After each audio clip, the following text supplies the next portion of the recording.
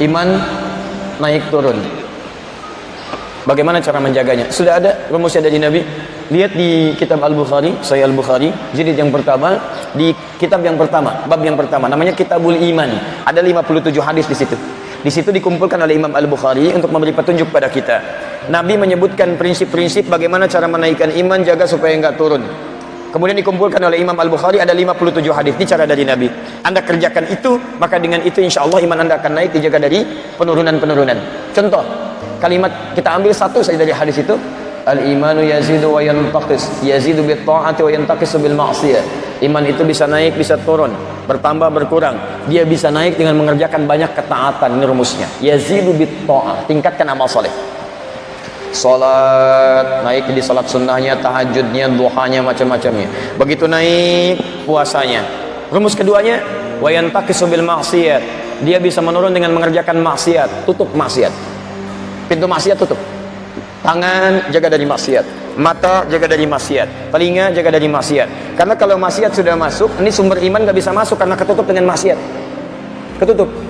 Quran surah ke-6 ayat 25. Wa fi adhanihim waqra. Ada orang yang telinganya kena sumbatan. Tersumbat karena sering dengan maksiat. Bukan gak bisa dengar, tapi gak bisa nyambung ke jiwanya. Ya, maaf. Allahu Akbar, Allahu Akbar. Adzan. Dia nggak bisa dengar, bukan nggak bisa dengar, nggak artinya nggak terdengar, tidak. Dia terdengar, cuman kalimat itu nggak sampai dalam jiwanya. Kenapa? Karena sering dengan maksiat, gibah, musik yang tidak jelas terus masuk sana sini, maksiat dengan telinganya. Ketika sampai maksiat pada telinganya, maka itu akan jadi penutup. Lihat sini, ya, ini gelas, nggak ada penutupnya. Air bisa masuk, mic bisa masuk, segala bisa masuk. Tapi ketika maksiat datang, ada penutup. Allahu Akbar, mental, nggak bisa masuk. Wa fi adhanihim waqra.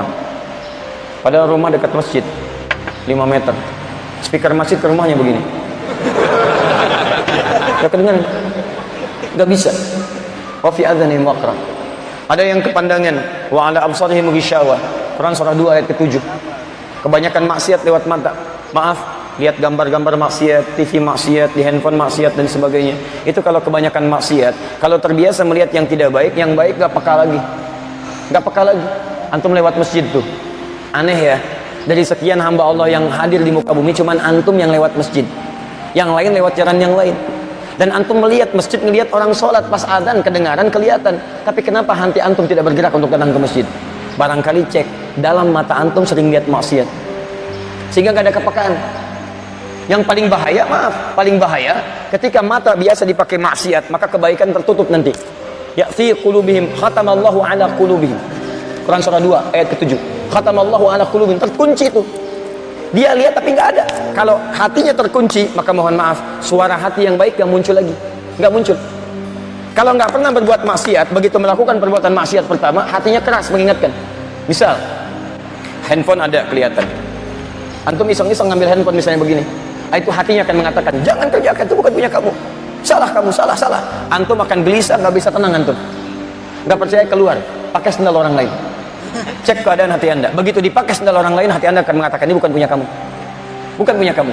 Di anda bawa kemanapun, anda nggak akan enak perasaan. Tidur nggak enak, ini nggak enak, ingin mengembalikan. Tapi kalau sering berbuat maksiat, terkuncilah yang baik ini.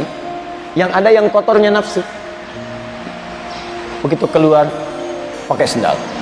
Pakai sama dia. Ini bukan punya kamu. Masya Allah. Oh bukan. Yang punya kamu tuh yang lebih bagus sana tuh. Ambil. Oh, Masya Allah. Pencuri. Jika di rumah Allah sudah bisa mencuri, maka Masya Allah. Itu luar biasa. Ada yang salah dalam jiwanya. Itu ya. Kerjakan ketaatan, tinggalkan maksiat.